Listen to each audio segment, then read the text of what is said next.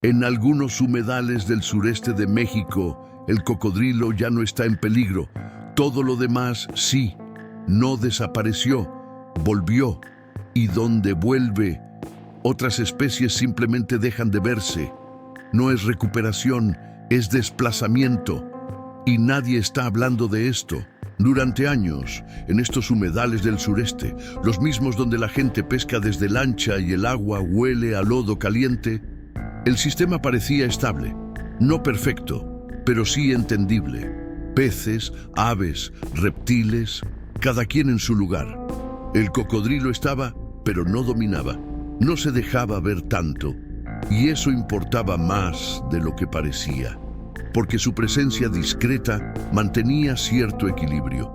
Cazaba, sí, pero sin arrasar. Sin embargo, algo empezó a moverse debajo de esa calma.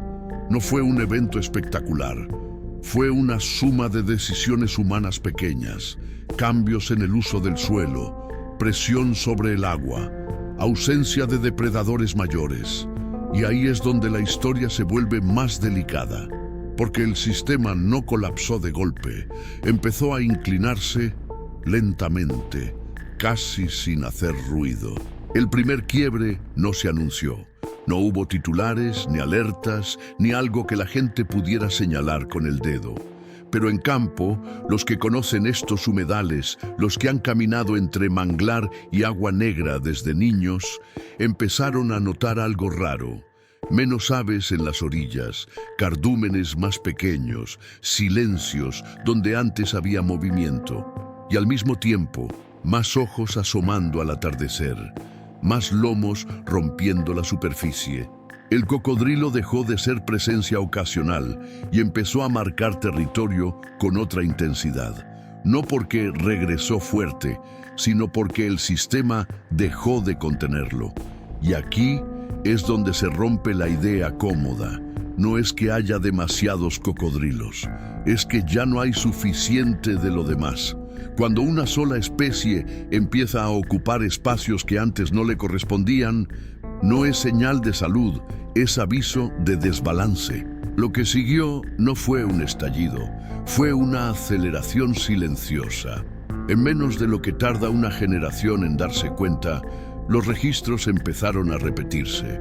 Ataques más frecuentes a presas que antes no eran comunes. Desplazamientos hacia zonas donde la gente ya estaba instalada, cambios en horarios de actividad. Y aquí entra algo incómodo. El agua ya no es la misma, más caliente, más fragmentada, con menos refugios naturales. Eso obliga a todo a moverse. Y el cocodrilo se adapta mejor que casi cualquier otro. Mientras otras especies retroceden, él ocupa. Mientras unas desaparecen, él se expande. Y ese contraste es el verdadero problema, porque no estamos viendo una recuperación exitosa, estamos viendo una especie aprovechando un sistema debilitado. Y cuando eso pasa, el equilibrio deja de ser equilibrio, se vuelve dominación. El umbral no llegó con ruido. Llegó cuando los monitoreos dejaron de mostrar variedad y empezaron a mostrar repetición. Mismos puntos, mismas huellas, mismos cuerpos dominando espacios que antes eran compartidos. Y eso cambia todo. Porque un humedal no funciona por abundancia de uno, sino por equilibrio entre muchos. Aquí, en zonas donde la gente sigue sacando pescado al amanecer y los niños juegan cerca del agua sin pensar demasiado, la dinámica ya no es la misma. El cocodrilo no solo está más presente, está condicionando el comportamiento de todo lo demás. Hay rutas que ya no se usan, hay zonas que se evitan, incluso la gente empieza a modificar sus hábitos sin decirlo en voz alta. Y ese es el punto crítico. Cuando un sistema obliga a cambiar la vida alrededor, ya no estamos hablando de naturaleza intacta. Estamos viendo un entorno que perdió su balance original. Hoy si te paras en estos humedales al caer la tarde, cuando el aire se pone espeso y el agua refleja ese tono oscuro que ya no deja ver el fondo, lo que hay no es un ecosistema recuperado, es otra cosa. Hay más presencia, sí, pero menos diversidad. menos ruido, menos movimiento impredecible. Todo se siente contenido, como si algo hubiera tomado demasiado espacio. Y no es percepción. En varios puntos, lo único constante es el cocodrilo. Ya no comparte, desplaza. Ya no coexiste, condiciona. Y eso tiene una consecuencia que casi no se dice. Mientras una especie domina, las demás no siempre mueren de inmediato. Desaparecen del mapa poco a poco. Se van quedando sin margen. Y aquí es donde la historia deja de ser sobre un animal y se vuelve sobre nosotros. Porque este escenario no apareció solo. Lo empujamos. Si nada cambia, esto no se va a resolver solo. Y eso es lo incómodo. Porque durante años nos vendimos la idea de que la naturaleza, si la dejas, se acomoda. Aquí no. Aquí ya depende de intervención, de decisiones puntuales, bien hechas, sostenidas en el tiempo. Porque cuando un sistema pierde piezas clave, no se reconstruye por inercia, se reconfigura y no siempre de forma estable.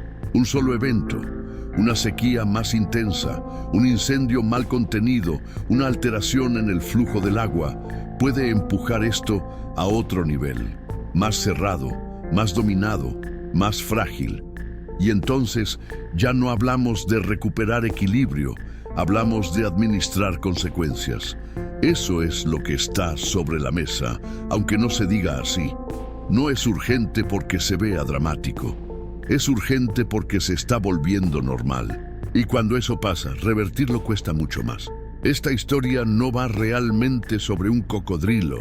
Va sobre cómo un sistema entero puede cambiar sin hacer ruido, hasta que ya no se parece a lo que era.